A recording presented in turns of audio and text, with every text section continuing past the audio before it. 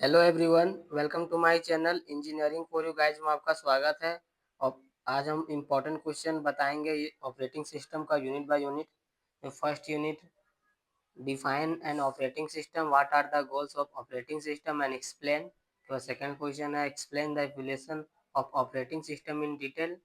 उसके बाद थर्ड है describe the difference among short term, medium and long term medium scheduling. ये unit 3 का इसमें लिख दिए हैं।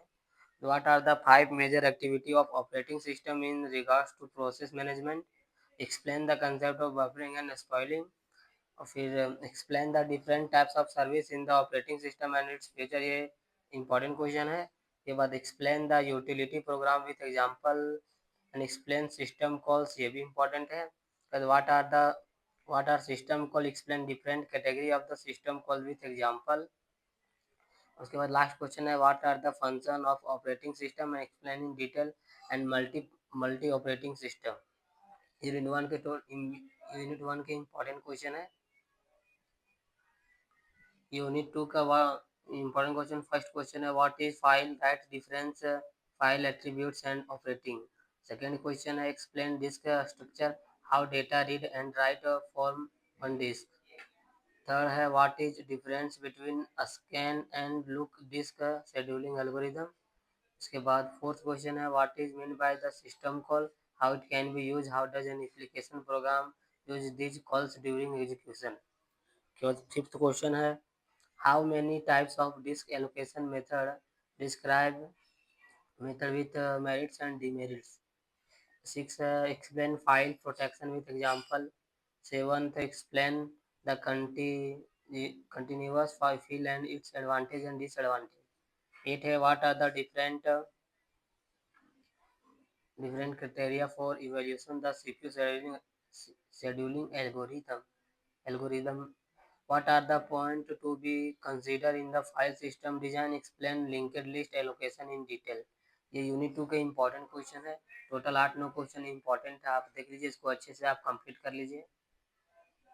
ये यूनिट 1 के इम्पोर्टेंट क्वेश्चन है जो ऑपरेटिंग सिस्टम।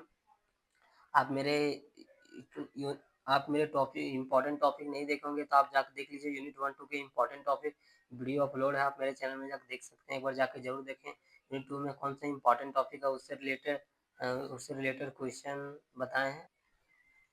इम्पोर्टेंट टॉपिक है ये यूनिट 1-2 के। फिर यूनिट 1 मोस्ट इम्पोर्टेंट टॉपिक जो आरजीपी एग्जाम में आ सकता है, आपको ये सब टॉपिक अच्छे से करके जाना है एग्जाम में। यूनिट 1, फिर यूनिट 2 के इम्पोर्टेंट, यूनिट 3 के भी इम्पोर्टेंट टॉपिक, यूनिट 4 के इम्पोर्टेंट टॉपिक और यूनिट 5 के इम्पोर्टेंट टॉपिक। यूनिट 1-2 के इम्पोर्टेंट क्वेश्चन और यूनिट 3 के important topic, important question. First question explain CPU scheduling, explain the short medium and long term scheduling, ये भी इम्पोर्टेंट क्वेश्चन है first. Second है explain in detail about segmentation and tagging. फिर third है discuss in detail the criteria section problem and also right the algorithm for readers writer.